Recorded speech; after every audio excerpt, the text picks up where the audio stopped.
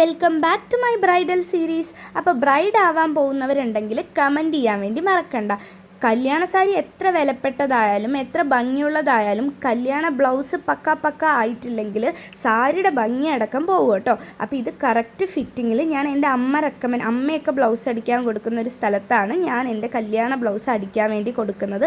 അവരെനിക്ക് കറക്റ്റ് ഫിറ്റിനാക്കി തന്നു കേട്ടോ. അപ്പോൾ നമ്മൾ മെയിനായിട്ട് നോക്കേണ്ടത് നമ്മൾ വർക്കോ കാര്യങ്ങളോ അല്ല, ബ്ലൗസ് കറക്റ്റായിട്ട് ഫിറ്റാണോ എന്നുള്ളതാണ്. അപ്പോൾ ഈ കാണുന്ന പോലെ കയ്യിൽ രണ്ട് വശത്തും ഇതുപോലെ ഇങ്ങനെ വർക്ക് ചെയ്തിട്ടുണ്ട്.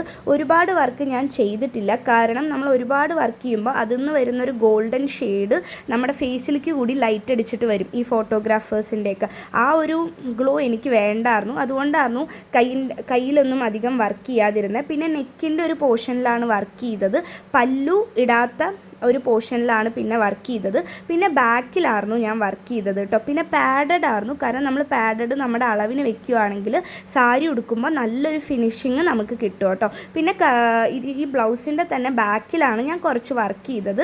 അതായത് ഇത് മയിൽപ്പീലി പച്ച ആയതുകൊണ്ട് തന്നെ ഇതിനെ ചിലർ ജയറാം പച്ച എന്നൊക്കെ പറയുന്നത് കേട്ടു കേട്ടോ.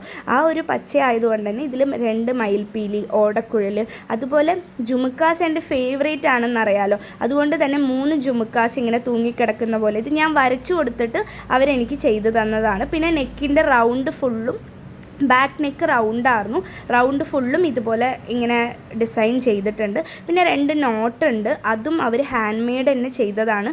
അതുകൊണ്ട് തന്നെ ഒരു പ്രത്യേക ഭംഗി ഉണ്ടായിരുന്നു കേട്ടോ. പിന്നെ ഞാൻ ഫ്രണ്ട് നെക്ക് വെച്ചേക്കുന്നത് ഡയമണ്ട് നെക്കാണ്. നമ്മൾ കല്യാണ ബ്ലൗസൊക്കെ ഡയമണ്ട് നെക്ക് വെക്കുകയാണെങ്കിൽ നമ്മൾ ജ്വല്ലറീസിനൊക്കെ ഒരു പ്രത്യേക ഭംഗി കൂടി കൊണ്ടുവരും കേട്ടോ.